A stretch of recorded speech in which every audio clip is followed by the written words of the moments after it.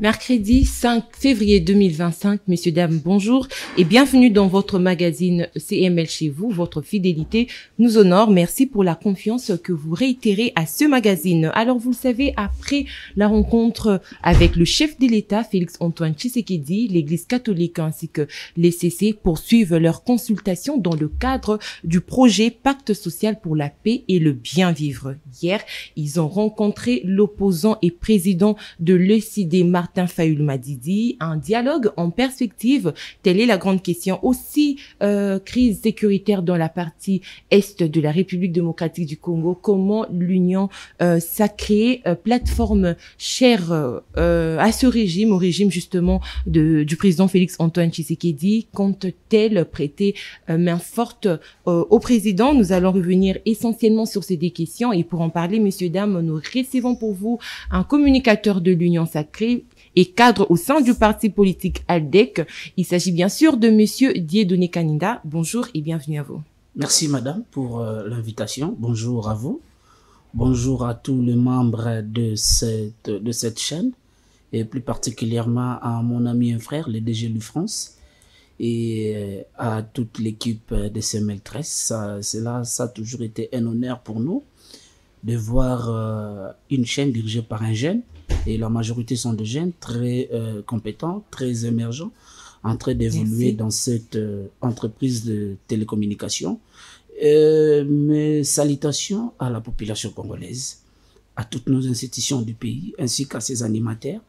En ce moment d'agression où notre pays est touché par une bande de criminels, des assassins, des sanguinaires, nous devons garder notre morale plus haut, de soutenir les institutions constitutionnellement et légalement établies pour vaincre l'ennemi commun. À l'heure actuelle, la situation sécuritaire de l'Est de notre pays, ça nous préoccupe. C'est notre problème. Ça concerne tous les Congolais, quel que soit de l'opposition, de la majorité ou ceux qui sont dans la société civile. C'est une affaire des Congolais. Et les Congolais partout où nous sommes, même ceux qui sont dans les territoires non touchés, ils sont intéressés. Même ceux qui sont hors du territoire national, nous avons vu nos amis de la diaspora, on se sont levés, leur voix pour les différentes manifestations. Il y a manifesté plusieurs personnes qui étaient dans la rue, en Europe, aux États-Unis, partout dans le monde. Donc, il est question de la patrie ou de la mort. Donc, nous allons toujours vaincre. Merci. Très bien. Il est question de la patrie ou de la mort. Tous, nous allons vaincre. Merci, Monsieur Dieudonné Kaninda. Alors, on entre directement dans les vifs du sujet. Avant d'ouvrir certaines brèches, on pose le problème. On va bien sûr avoir votre lecture tout d'abord sur les consultations qui voient le jour en République démocratique du Congo. Votre avis? Vous savez, en étant politique, le terme dialogue en politique, il doit rester permanent. Parce qu'il est important que les hommes politiques puissent se parler pour des questions importantes, intéressantes de la République. Et ça fait très du bien. Lorsque j'avais aimé le cardinal, une fois, il avait rencontré le chef de l'État. Le cardinal avait dit ceci: là où les hommes parlent, les choses sont claires. Donc c'est ainsi, le président de la République prône l'unité nationale. Et l'unité nationale n'est pas à discuter, n'est pas à conditionner. En ce moment de crise de l'insécurité, où une partie de notre pays est touchée, moi, je suis de ceux qui pensent que les Congolais doivent se mettre ensemble, de parler. Pas le dialogue qui aboutira au partage de postes pour faire sortir les ennemis de la démocratie. Non! Les gens qui sont là, qui apparaissent que pendant le dialogue, afin d'exiger de postes, de fonctions politiques, d'imposer des choses.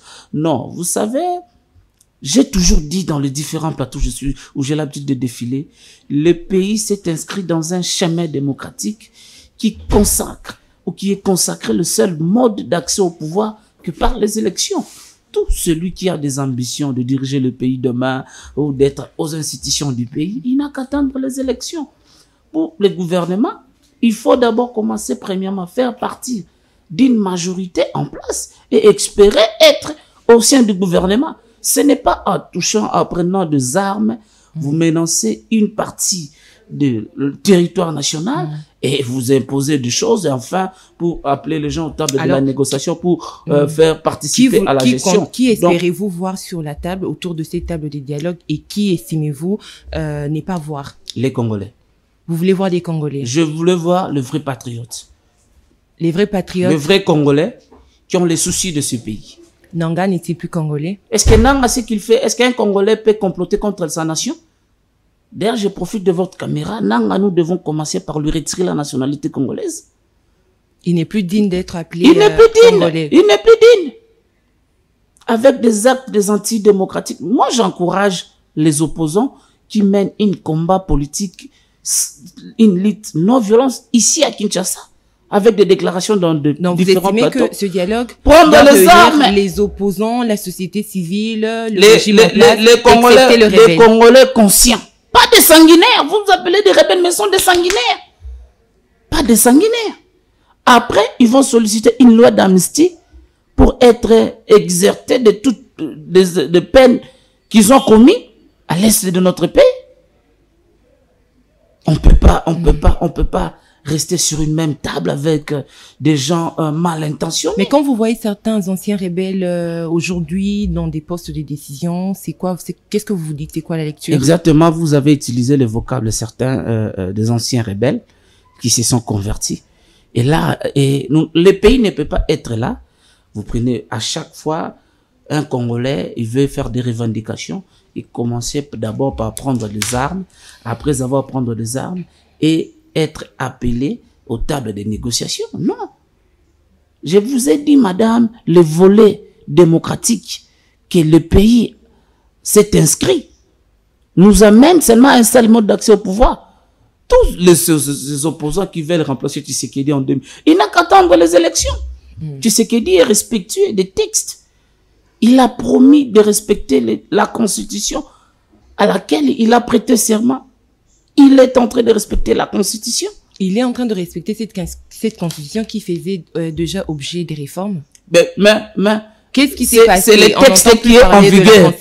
Actuellement, madame, c'est le seul loi fondamentale que nous avons. Donc la Constitution, nous avons d'abord, on doit d'abord commencer par la respecter. Et s'il faut penser, réviser ou changer, ça, là c'est après. Alors là, la situation actuelle ne démontre-t-elle pas que la Constitution n'avait finalement pas de problème? Parce qu'on a évoqué la question de la Constitution. Là c'est notre débat, vous savez, nous avons aujourd'hui suffisamment parlé. Est-ce qu'il y a une réalité qui est en train d'handicaper la Constitution? Non, je suis revenu sur ça. Oui, je suis revenu sur ça. Permettez-moi, monsieur. Pour ne pas me faire perdre le fil d'idée. Oui, je suis en train de vous relancer. De me laisser finir mon idée et puis vous allez me relancer après. Bien sûr, je vous relance dans vos idées également, donc permettez-moi ça aussi. Je vous autorise. Merci beaucoup. Allons-y. Écoutez, madame, je suis en train de dire ceci. La Constitution actuelle, nous la respectons en tant qu'une loi fondamentale qui est en vigueur. Parce que c'est le seul texte que nous avons. Mais si nous allons envisager la révision ou le changement. Nous, au niveau de notre parti, nous étions déjà prononcés quant à la vision du chef de l'État, c'est lui de doter à la République de lois qui reflétera premièrement nos us et coutumes, qui répondra à nos réalités. Nous avons dit oui au changement ou à la révision de la Constitution. À quel moment est-ce que la Constitution vous a empêché? Parlons de cette situation à l'heure actuelle. Où est-ce que la Constitution a démontré ses failles pour que vous remettiez? Parce que vous dites, merci beaucoup, vous madame. étiez déjà vous savez, à l'heure actuelle, le Parlement sont en vacances. Pour que le chef de l'État puisse déclarer la guerre, il doit convoquer le Parlement en congrès. Il y a eu session extraordinaire. La session extraordinaire a une matière bien déterminée à traiter. Pendant l'ordre du jour de la session extraordinaire, vous avez bien vu, le président Kamere, le président de l'ensemble, avait éclairé l'opinion. Le Parlement n'a pas convoqué la session extraordinaire à l'idée de déclarer la guerre. Il faut faire la part des choses. Certes qu'ils vont essayer d'évaluer sur la situation sécuritaire de l'Est de notre pays. Il y a des commissions qui sont mises en place. Je salue notre autorité morale, la princesse Adel Kaïnda, qui avait fait une intervention très musclée hier à l'Assemblée nationale, qui avait proposé que dans cette commission, on puisse intégrer la commission où elle est rapporteur, la PAJ, la commission politique, politico-juridique administrative. Donc, madame, trop de propositions, à quand des actions concrètes et palpables? Les actions concrètes et palpables, elle est déjà là. Elle est là sur le terrain. Nos hommes à l'uniforme qui sont au front, ils ne sont pas là pour négocier.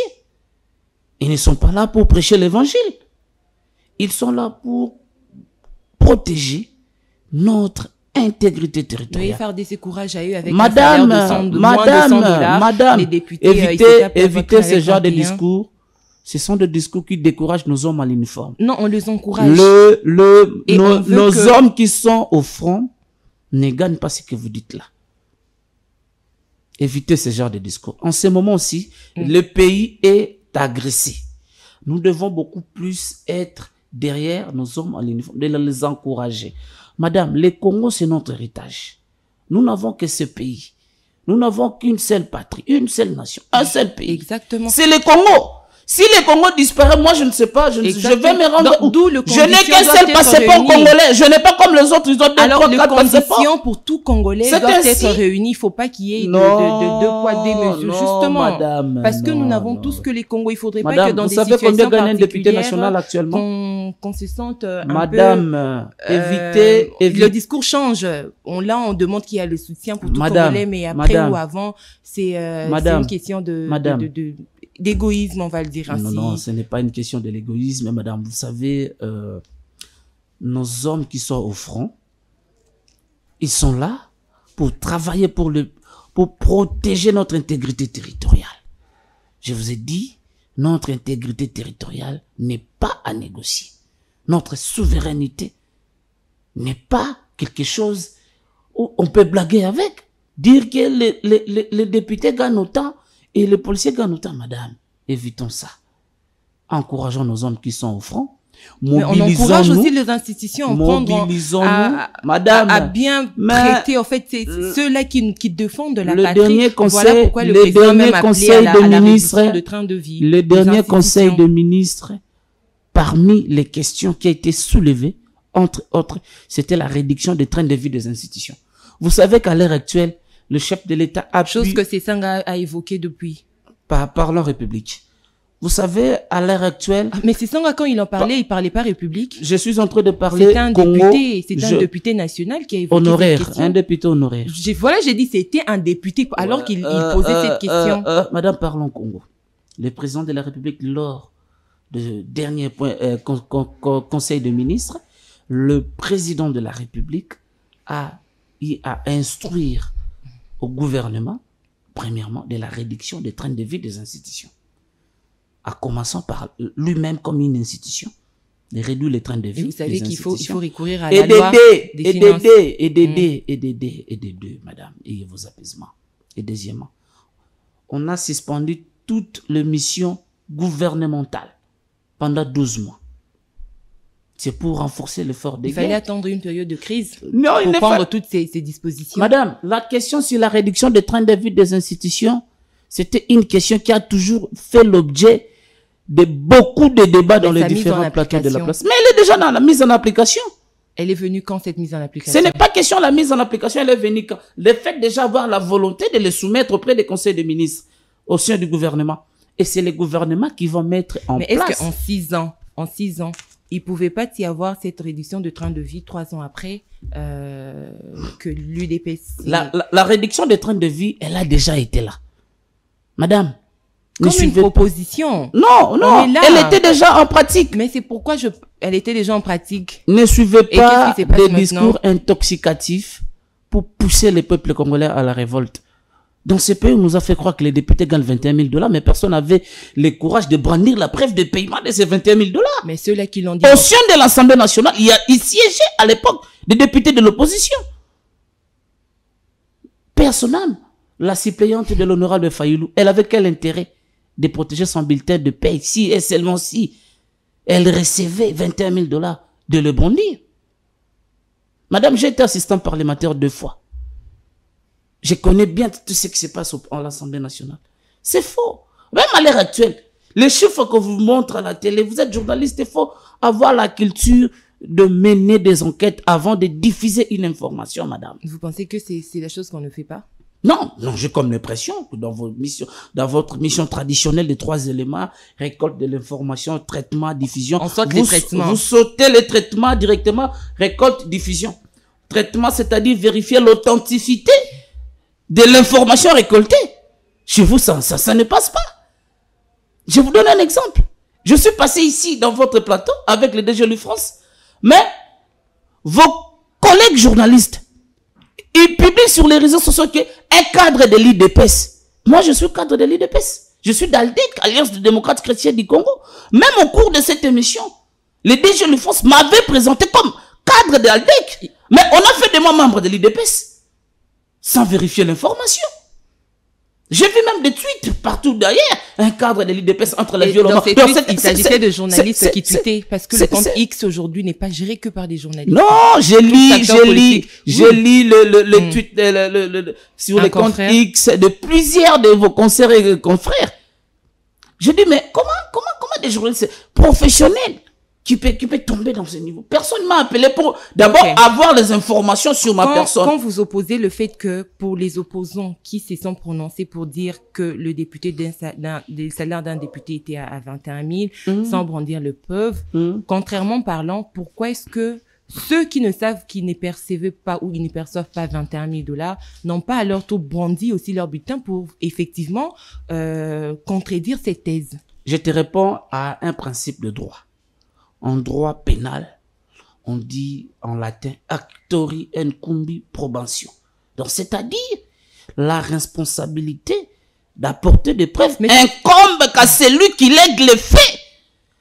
Mais c'est vous qui dit que non, les députés sont payés 21 000 $. Mais il faut être en mesure de brandir de preuves. Actori incumbi probantio s'applique. Mais ce n'est pas à moi. Moi, je n'ai rien contesté. On parle de toute une institution. Il s'agit de l'institution, de l'image d'une institution. Exactement. Du pays. Mais cette institution a des bouches autorisées. Ce n'est pas n'importe qui peut se lever et dire que non, ces bouches n'ont pas communiqué. Non, il y a eu une communication à l'époque. Il y a eu une commission pour entendre les députés qui se sont prononcés. Le député Delis Sessanga, il a expliqué comment est-ce que les députés arrivaient à obtenir ces 21 000 $. Comme vous voulez qu'on parle de Sessanga. Même lui-même, Sessanga a été incapable de brandir de preuves de 21 000 $ ce qu'il gagnait. Il a détaillé. Il a détaillé comment? Il ne devait pas se limiter par le détailler. Brandir des preuves que moi, en tant que député national, je reçois un salaire de 21 000 $ et voilà la preuve est là. C'est ça ce que nous avons voulu éclairer l'opinion. Ils ont laissé l'opinion dans une suspense illogique. Vous voulez dire sur ce plateau que le salaire, parce que c'est là que les débats a commencé, que nos militaires, ils gagnent un bon salaire, on dira, soit égal aux députés nationaux. Même si vous allez, je ne sais pas, sous d'autres cieux, vous allez vous rendre compte que le salaire des parlementaires n'est pas égal au salaire des militaires. Certes que sous d'autres cieux, les militaires sont bien traités, ils ont un bon salaire. C'est ce que nous voyons ici chez nous, dans les différents pays d'Afrique, du monde, ça ne se passe pas contre eux. Nous avons toujours condamné ce genre de pratiques. Là, c'est pas un problème. Mais il y a aussi, madame, dès l'arrivée de l'actuel régime, le président Tshisekedi a amélioré les conditions de vie des militaires, des constructions des hôpitaux modernes dans les différents camps militaires, l'amélioration des salaires de veuves militaires qui recevaient hier. Ils sont passés de combien? Vous voulez qu'on vous donne des chiffres? S'il faut parler de chiffres, je suis très bien disposé pour vous parler des chiffres. Madame, la construction des écoles dans les différents camps militaires, les maisons préfabriquées qu'a fait rage ici dans ce pays, qui avait abouti à un procès, c'était pour équiper les militaires, construits dans les camps militaires tchatchi. Quelles sont devenues ces maisons aujourd'hui? Le procès s'en joue. Il faut d'abord commencer par poser la question, et tous les prétendus, les acteurs principaux de ce procès, ils sont là. Il faut poser la question à la justice. Il y a eu ce qui s'est passé. La justice avait dit le droit a été dit. Donc, les maisons préfabriquées, elles sont là. C'était pour des militaires. Très bien. Merci beaucoup, monsieur. Dieudonné Candidat, communicateur de l'Union Sacrée, plateforme chère, vous le savez, bien sûr, au président de la République. Voilà pourquoi nous sommes en train de changer sur notamment ces questions pour avoir leur analyse, aussi leur façon de percevoir les choses, notamment les différentes consultations qui ont déjà vu le jour ici en RDC, ainsi que la crise sécuritaire dans la partie est de la République démocratique du Congo. Alors, avant de poursuivre cette émission, je vais demander à la régie de nous balancer un petit extrait, je crois que c'est d'1 minute, et juste après, nous allons revenir pour poursuivre les différentes thématiques. Merci, si la régie est prête. Alors, je disais à la régie de nous balancer un petit extrait qui va permettre à ce que nous puissions poursuivre cette émission en toute tranquillité et convivialité. Régie. Je ne suis pas à l'origine d'une telle initiative,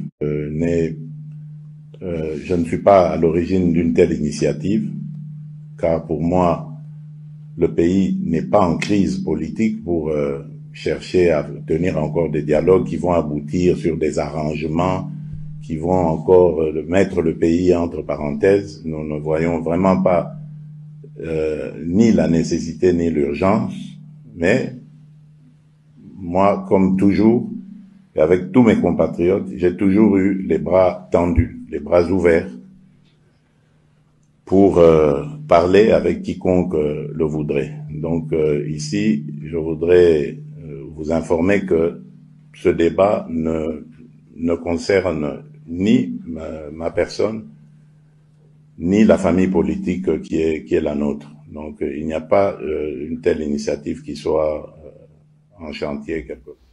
Très bien, merci beaucoup de retour sur ces plateaux de CML chez vous. Messieurs, dames, merci pour votre confiance que vous ne cessez de réitérer à ce magazine, ainsi qu'à votre chaîne de l'excellence et du professionnalisme. Consultation en cours. Monsieur Dieudonné Candidat, tout à l'heure dans votre introduction, vous avez dit que le terme dialogue est un terme qui doit normalement rester permanent. Alors, quand l'opposant Martin Fayulu a soulevé cette question, vous vous êtes montré contre. Vous avez estimé que ça serait un dialogue qui va forcément aboutir à un partage de postes, chose que le camp SID a refuté.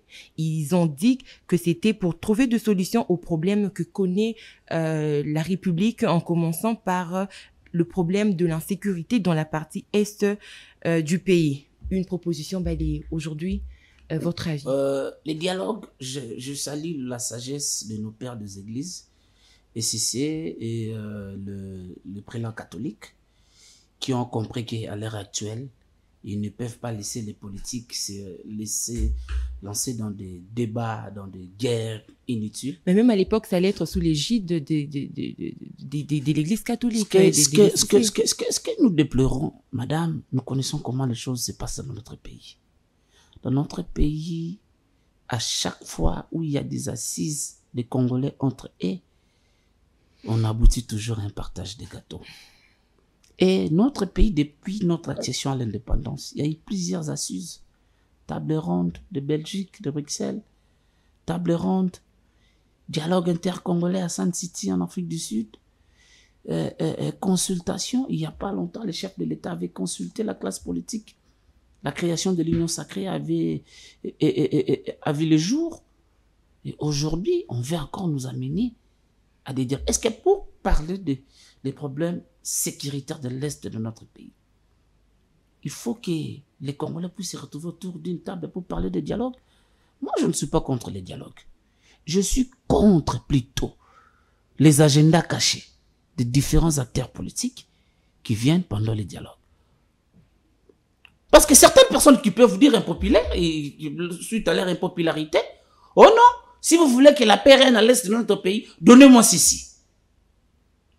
Quand les autres vont comprendre, ah, lui il a imposé cela, et nous on va faire la même chose, et ainsi de suite, le pays ne va pas marcher et évoluer. Nous sommes à notre, je crois, 4e cycle des élections, où nous avons pris le rendez-vous chaque 5 ans de renouveler le mandat, de renouveler la confiance à nos dirigeants. Mais lorsque on appelle les gens à dialoguer, est-ce que Pour parler de l'unité nationale, il faut passer par un dialogue. Est-ce que vous estimez que les consultations qui mènent le prélat catholique ensemble avec les CC n'aboutiront pas à un dialogue? Mais c'est l'air, je peux dire, l'air agenda caché. Je ne peux pas prêter des intentions à nos pères de l'Église. Mais ce que nous disons non. Cette démarche d'amener les gens dans le dialogue afin d'aboutir au partage des postes. Pourquoi vous ne vous dites pas que emmener les gens n'a dialogue quoi aboutir à une unité nationale sans partage de postes? Est-ce que vous pensez que cela sera impossible? Est-ce que ils attendent que payer ça qu'on perdre en voulant justement c'est pas un temps perdu? Réfléchissons ensemble avec nos téléspectateurs. C'est quoi l'unité nationale? Quand vous dites que le président honoraire Joseph Kabila, c'est le parrain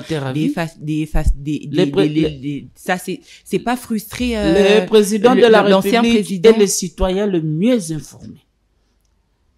Quand il fait une dénonciation, ce n'est pas par sentiment.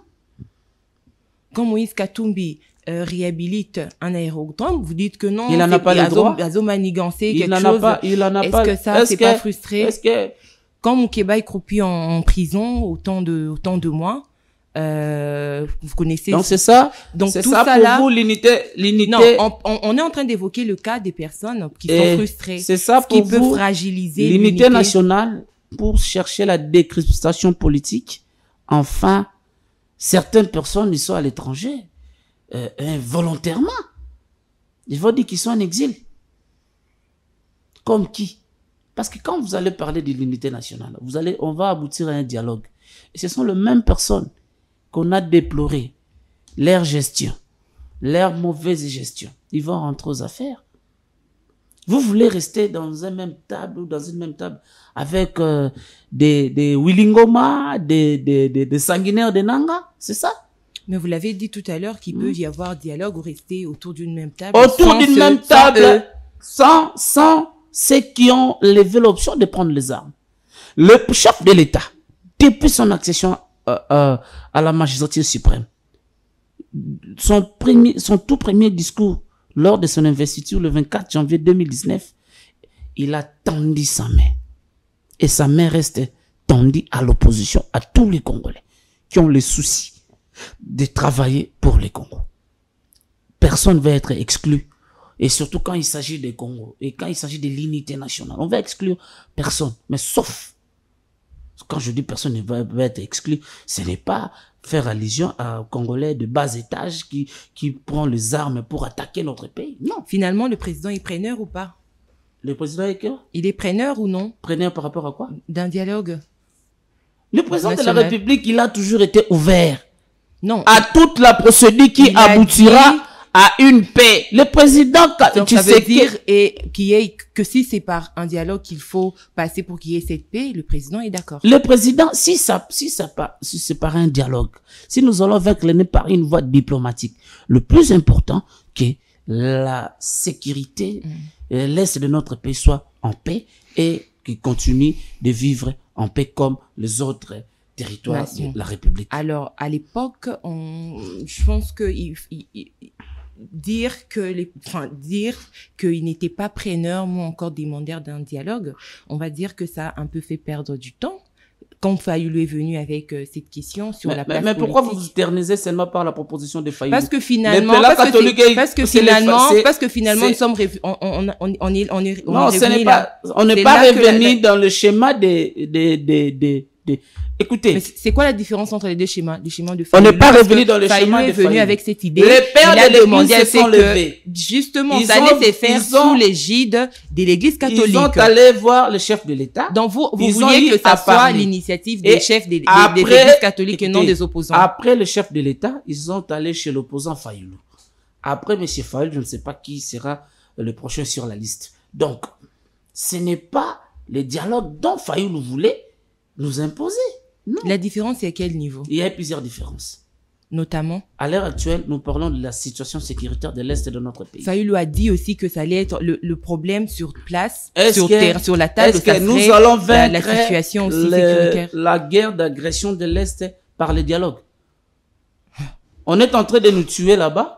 Et vous allez dire que Fayulu va venir, non? Mais s'il vous plaît, monsieur Dieudonné, on va dialoguer. Vous dites qu'à l'heure actuelle, c'est pour la situation sécuritaire dans la partie Est. Avec Fayulu, c'était aussi la situation sécuritaire dans la partie Est. C'est quoi la différence? C'est ce que j'étais en train de vous dire. Fayulu n'a pas posé des propositions sur la situation sécuritaire de l'Est. Parce que la situation sécuritaire de l'Est, elle est devenue ce que l'aujourd'hui, il y a pas longtemps.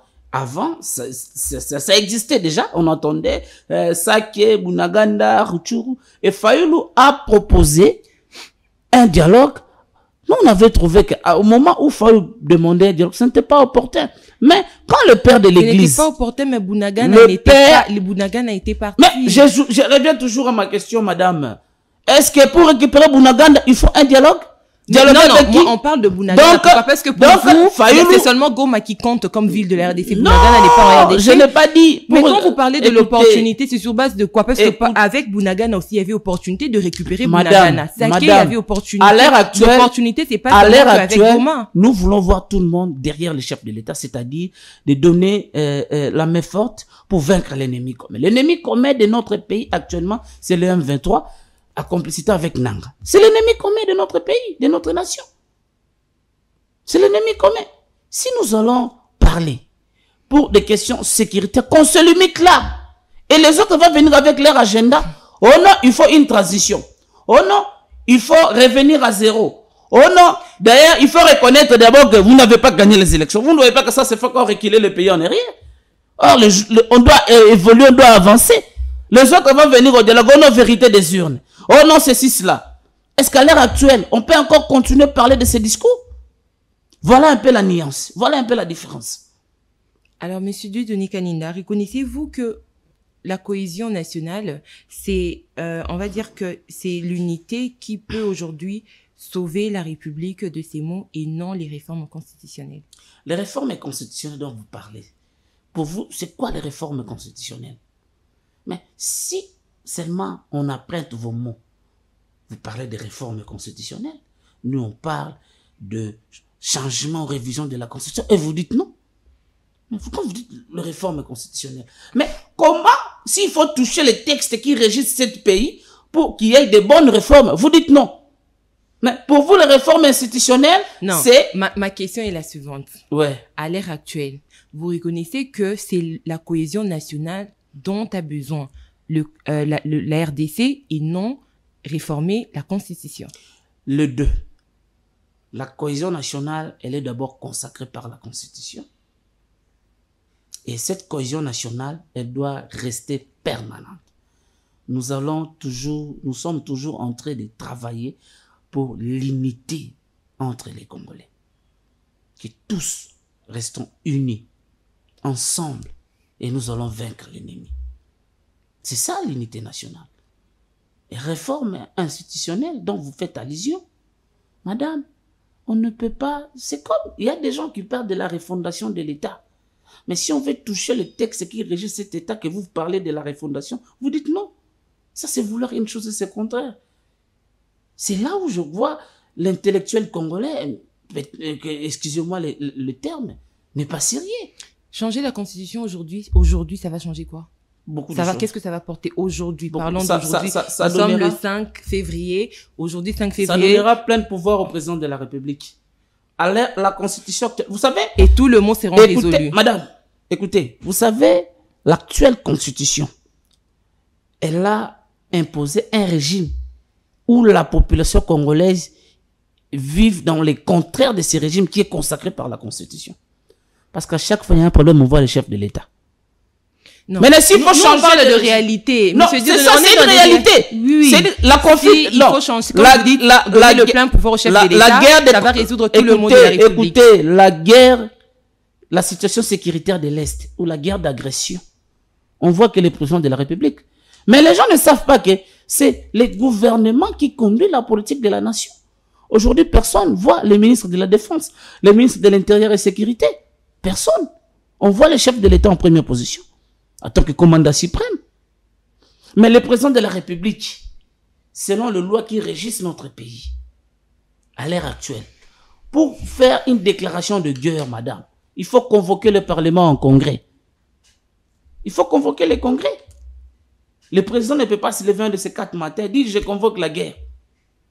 Mais voilà encore les blocages de la Constitution par rapport à la situation sécuritaire de l'Est. Jusqu'à ce que la situation dégénère jusqu'à ce jour, les failles sont venues d'où, selon vous? Si les faits sont... Jusqu'à ce que la situation sécuritaire dégénère, voilà. C'est la mutualisation, mixage des forces que nous avons connues. Il y a eu l'infiltration dans ce pays, dans nos services, à tous les niveaux. L'Union sacrée nous a fait comprendre que le chef de l'État a résolu cette question d'infiltration. Cette question d'infiltration, à chaque fois, nous sommes en train de travailler pour mettre fin pour la fin totale de l'infiltration. Voilà pourquoi l'ennemi a compris que leur système de jet a été dévoilé. C'est ainsi qu'ils veulent rajeunir le système d'infiltration. Et voilà pourquoi ils doivent commencer à menacer une partie de l'intégrité territoriale afin de solliciter un dialogue. On accepte de parler avec des Congolais qui ont les soucis de notre pays. Mais pas le dialogue avec les sanguinaires, avec les bandits de M23. Non, on ne peut pas négocier. Vous pillez chez moi, vous violez chez moi, vous volez chez moi. Et vous m'appelez à la table de négociation. Ça ne se fait pas. Alors, vous reconnaissez aujourd'hui quand même les différents efforts que mène l'Église catholique ensemble avec les CC.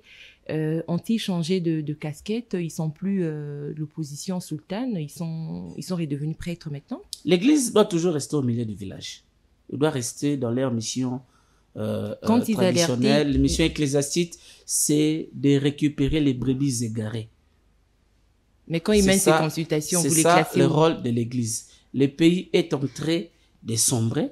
Il est important que les hommes de l'Église s'élèvent. Ce n'est pas seulement... Mais quand ils s'élevaient autrefois, pourquoi écoutez, ce n'est pas seulement les CC ou encore moi l'Église catholique. Et surtout, il faut rappeler une chose. Nous sommes dans un État laïque. Ces deux églises-là ne peuvent pas prendre le pays en otage. Donc, leur avis sera l'évangile, alléluia, amen. Non, on a beaucoup de respect à nos pères de l'Église. On a beaucoup de respect à Monseigneur Bokondoa. Est-ce que vous n'êtes pas en train de vous contredire au sein de l'Union sacrée? La contradiction est à quel niveau? Les opposants sultanes. Aujourd'hui, vous reconnaissez ce sont des églises catholiques qui veulent taire les divergences, vous saluez les différentes actions.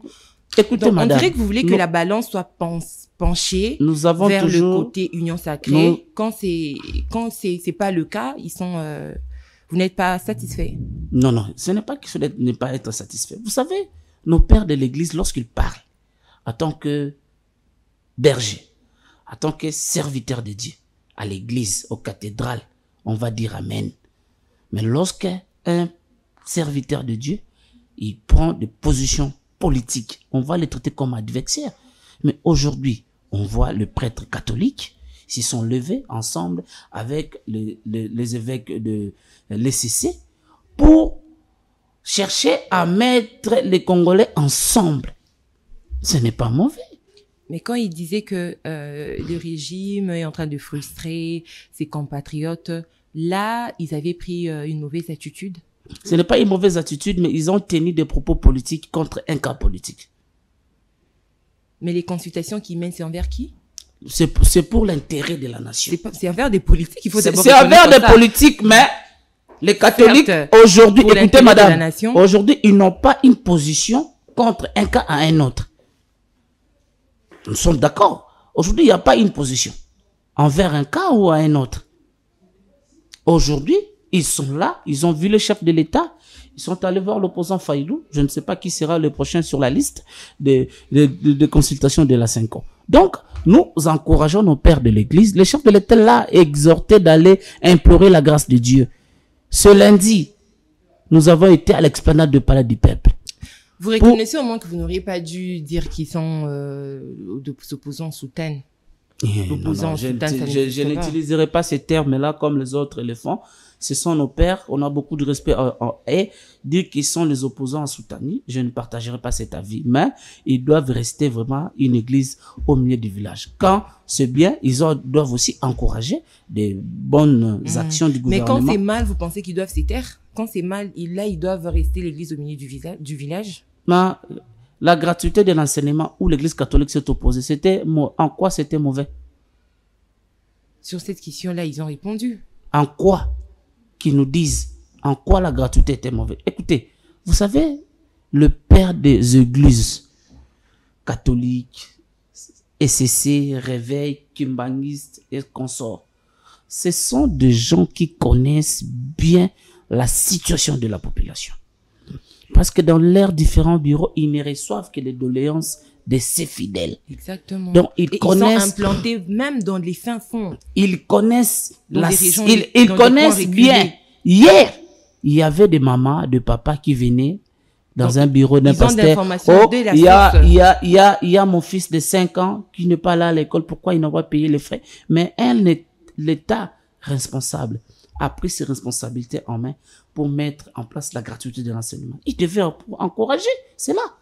Parce que la maman qui venait tout le temps dans vos bureaux pour vous demander l'argent de Minerval pour son fils de 5 à 6 ans qui avait l'âge de l'école, de l'enseignement de base, vous êtes sauvés. La gratuité, elle est constitutionnelle. Elle est constitutionnelle. L'Église va s'y opposer comment? Vouloir que les conditions soient réunies. Mais mais pourquoi? La gratuité, elle est bonne, la qualité doit suivre. Mais les infrastructures aussi. Madame, quand vous posez encore la question sur la qualité et les infrastructures, est-ce que dans notre pays, il y a un problème des infrastructures? Pour combien d'habitants? Il y a un problème des infrastructures. Parlons de la République. Je parle de la République. Exactement, pas que Kinshasa. J'ai dit dans notre pays. Est-ce que nous avons un problème encore des infrastructures et de l'éducation pour l'éducation nationale? Les programmes de PDL de 145 territoires PDF, il y a la construction des écoles. Mais ce programme, c'était sur la durée était fixée. Le projet ne prenait pas le 2 ans du chef de l'État, le 2 mandats. Vers la République. Madame, pour construire une école, des hôpitaux, des bâtiments administratifs dans des territoires où le bâtiment n'existait pas. Est-ce qu'il fallait attendre combien d'années? Je vous donne par exemple les cas d'un territoire dans le Lualaba, les territoires de Muchacha par exemple, les territoires de Sandoa. C'était dans quel état? Même les bureaux de l'administrateur du territoire étaient sous les arbres. Mais avec le PDF, on a pu construire les bâtiments administratifs, où il y aura les bureaux de l'administrateur du territoire. On a pu construire l'école, les écoles, on a pu construire les hôpitaux, on a pu construire les routes. Et c'est dans l'ensemble du territoire national. Ce sont des actions à encourager. Madame. Très bien. Le président de la République fait appel au calme, justement, en ce qui concerne la situation sécuritaire dans le pays. Le jour suivant, le ministre vient parler de la guerre. Est-ce qu'aujourd'hui, le problème du Congo, le problème du président aussi, c'est son entourage ou les personnes qui dirigent à ses côtés? Vous savez, le chef de l'État, dans cette lutte, dans ces combats, dans cette guerre de l'agression, il a besoin de partenaires sincères, honnêtes, crédibles, sérieux autour de lui. Je salue le VPM Jean-Pierre Bemba qui est en train de mobiliser la jeunesse, d'intégrer l'armée, afin de défendre notre intégrité territoriale, de défendre notre pays. Il y a aussi un patriote qui s'est levé derrière le chef de l'État. Certaines indiscrétions disent qu'il faut commencer ces appels au sein des partis politiques d'abord, parce que quand il y a pouvoir, les quotas, là on parle de quotas quand il faut envoyer dans des ministères et autres. Quand le président Bemba le fait en tant qu'autorité morale de MLC, Kisangani. Ce ne sont pas les membres de son parti politique qui étaient là. Soit réunion des partis politiques d'abord, union sacrée en réunion, sacrée en pleine esplanade, avec les différents membres de leur parti. Madame, ça, c'est une indiscrétion que j'ai sortie comme ça sur le plateau. Quand le président Bemba était à l'Équateur, il est à Kisangani, partout, mobiliser la jeunesse d'intégrer l'armée. La plupart des gens qui étaient, c'était le militant des MLC. Un des présidiums de l'Union sacrée. Et les autres? Et nous saluons. Qu'en est-il des autres? Et nous saluons cela. Parce que pour la Constitution, il n'y avait pas que... Il n'y avait pas que le président même qui s'était levé. Exactement. Et pour cette question qui dérange, parce que c'est la question qui a soulevé les Congolais de partout. Quand il y a eu Constitution, les gens s'étaient dit encore. Mais pour la sécurité, les Congolais de partout se sont levés. Les silences de plusieurs membres de l'Union sacrée, les présidiums de l'Union sacrée nous inquiètent. Ça traduit leur complicité en certaines forces. Entre guillemets. C'est par là qu'on pouvait soupçonner. Pourquoi Bahati Lukwebe est silencieux? Depuis, le chef de l'État a parlé de la révision, le changement de la Constitution. Jusqu'à présent, la situation de l'Est est en train de s'aggraver du jour au jour. Bahati Lukwebe, lui, pour lui, c'est que le Constitution l'intérêt, c'est des postes ministériels qu'il vise. Oh, c'est en ces moments, les présidiums, c'est en ces moments, nous voulons aussi voir, nous voulons aussi voir, Monsieur Bahati Lukwebe dit, bon, j'ai 50 députés à l'Assemblée nationale, je donne quota de 500 jeunes de mon parti au sein de l'armée. Ce sont des actes que nous voulons aussi voir. On va encourager ces actes. Mais pourquoi vous ciblez que Bahati? Non, il n'est pas seul, il n'est pas seul. Samuel Okon est le président du Sénat. Silence radio. Le président Bosso, au moins, un partenaire crédible et sincère, des chefs de l'État. Il a réuni les membres de son parti, il a envoyé le quota de la jeunesse de son parti. Le président Bosso s'était levé pour défendre le pays. Il a organisé plusieurs... Il a lancé des messages, il a fait des actions palpables, des actions concrètes. Non, le président Bosso s'était déjà levé depuis le changement, l'initiative du chef sur le changement de la Constitution, il s'est déjà prononcé. Le président Bosso, quant à la situation sécuritaire de l'Est, il s'était déjà prononcé. Nous, au niveau de notre parti politique, la princesse Adel Kaïnda, elle était sortie de son silence. Non, elle a dit ceci, le pays et le Congo est notre héritage. Donc personne a ni les droits. Aussi.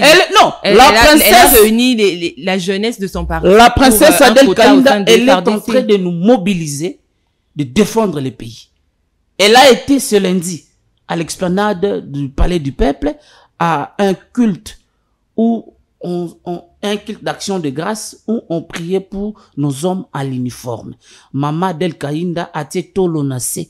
Elle a intercédé sur la grâce de Dieu en tant qu'intercesseuse de la nation. Avec toutes les prières, on a autant d'églises, on a autant prié, même avant que la situation n'atteigne ses proportions, on priait. Aujourd'hui, la RDC a encore besoin des prières ou des actions, des descentes de terrain et des actions concrètes.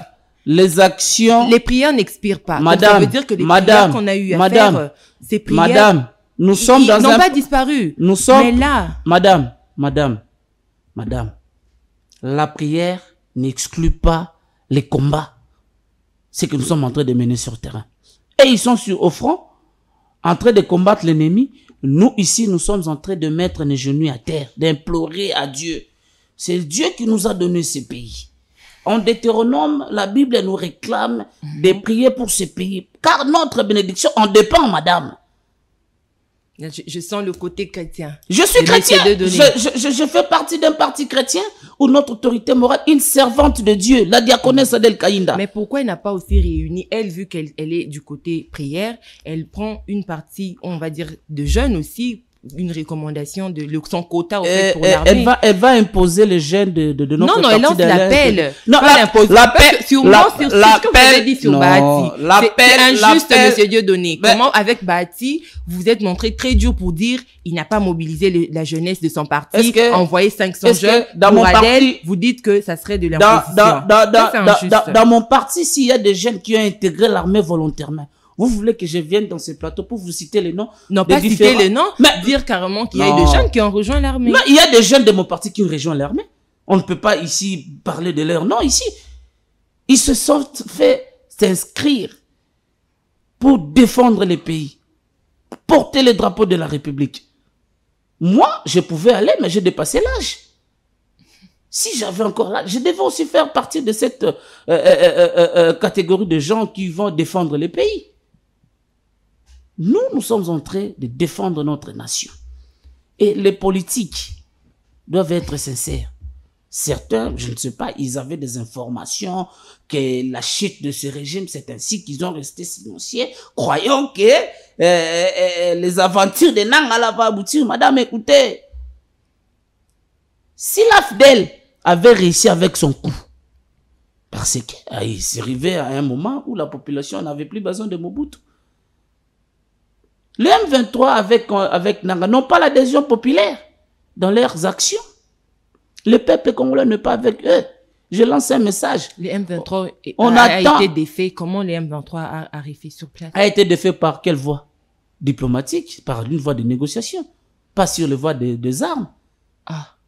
Avait été défait. Il y a même pas eu coupure d'internet ou suspension de certains réseaux. Mais il y a eu pour une première fois négociation, pour une seconde fois il y a eu un combat des FARDC. Madame, nous sommes en train de payer le pot cassé de l'accord qui a été signé en 2013. Non, mais les 6 ans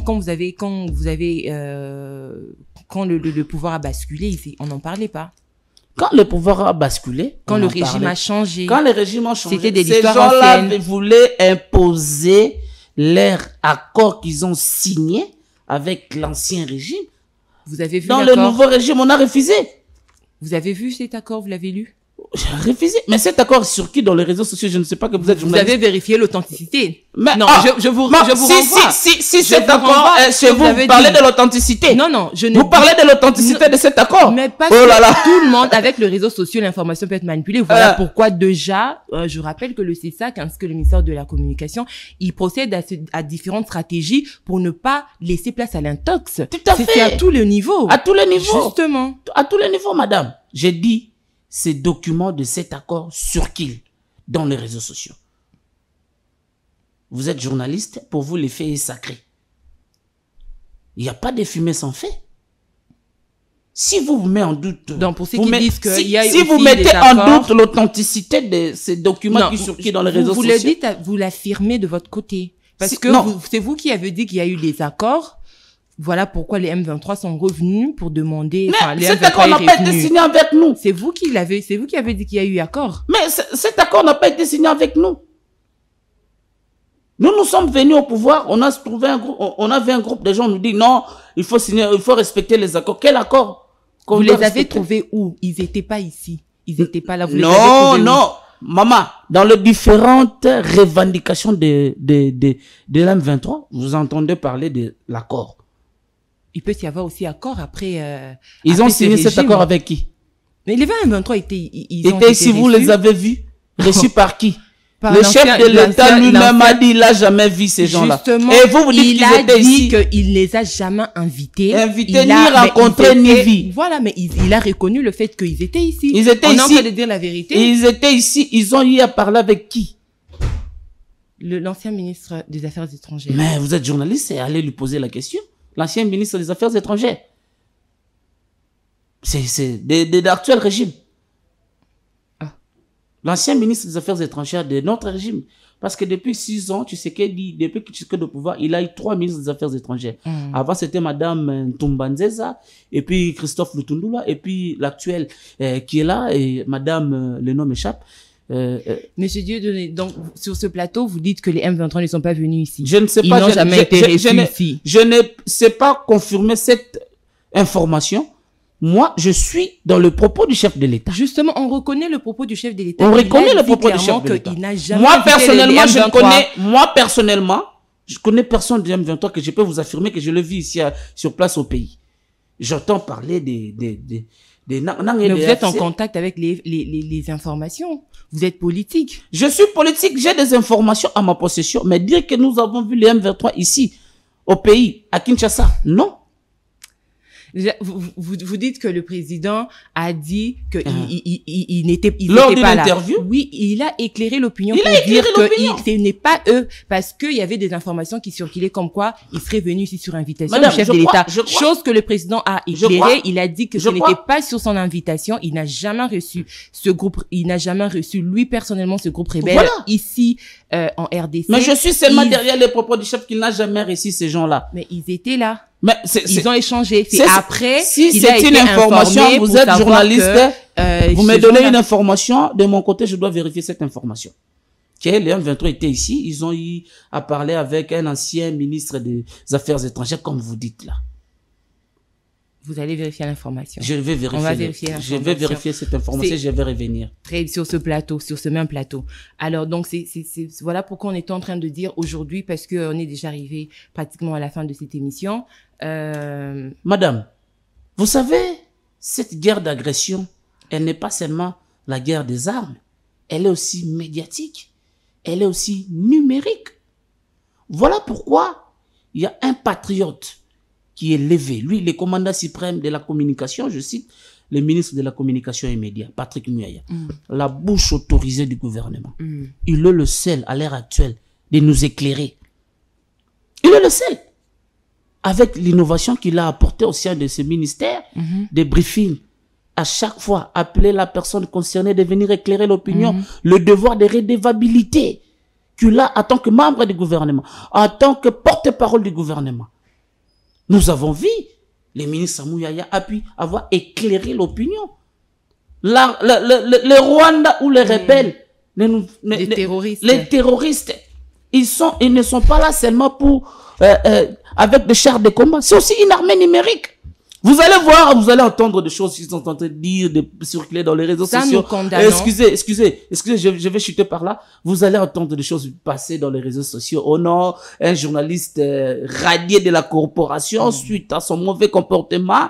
Et ils vont dire des choses que les ministres Muyaya, il aurait dû séquestrer une dame. Tantôt, on parle, écoutez, on parle de choses de foi. Voilà, on refuse l'intox. On refuse l'intox. Durant le Rwanda, cette période, ils sont alimentés une armée numérique pour désinformer l'opinion. J'exhorte le peuple congolais d'attendre et de rester, d'attendre la communication de notre ministre des Médias. Il est là au four et moulin. L'ennemi de Rwanda, actuellement, ils sont à deux. Que les Congolais doivent prier pour eux. L'ennemi du Rwanda ou l'ennemi de l'RDC? L'ennemi du Rwanda, à l'heure actuelle. Pour l'armée numérique, il vise Patrick Muyaya. Parce que c'est lui qui est en train de barrer la route contre cette armée numérique, contre cette guerre médiatique. Et le président de la République, Félix Antoine Tshilombo, ce sont les deux ennemis du Rwanda. Et sa population aussi.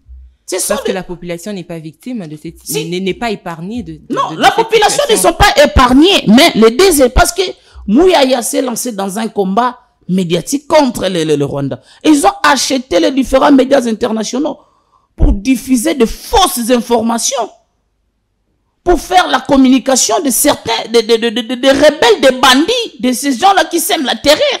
Il y a certains qui sont ici avec nous à Kinshasa. Ils sont là en train de défiler dans le plateau de télévision. Lorsque les M23, ils vont avoir quelques personnes, ils vont écrire dans leur téléphone, on nous attaque, ceci, cela. Mais l'offensif a plusieurs fois de faire des ils n'en parlent pas.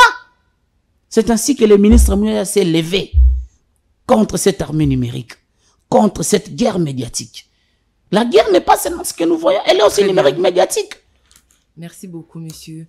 Dieudonné Kaninda, cadre au sein du parti politique ALDEC et communicateur de l'Union Sacrée. C'est avec lui que nous avons échangé durant pratiquement 50 à 60 minutes, j'ose croire.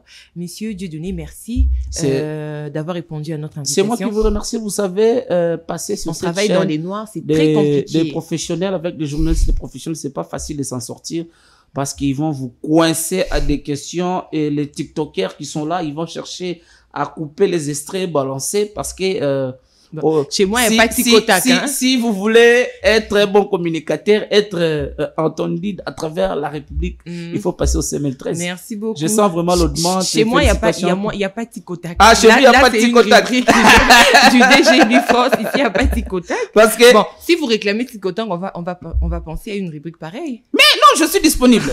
Si vous voulez le ticotac, je suis disponible. De la libre opinion. Ah, donc, de la libre opinion. Voilà. J'ai promis un match retour face à DG du France. Ok. Parce que pour essayer un peu de recadrer certaines choses qui se disaient un peu, j'ai vu dans les réseaux sociaux, les gens ont tout dit. J'ai même vu les images, les gens de Venezuela m'ont envoyé les images. Bon? Oui. Okay. Il y a un Congolais de Venezuela m'a écrit.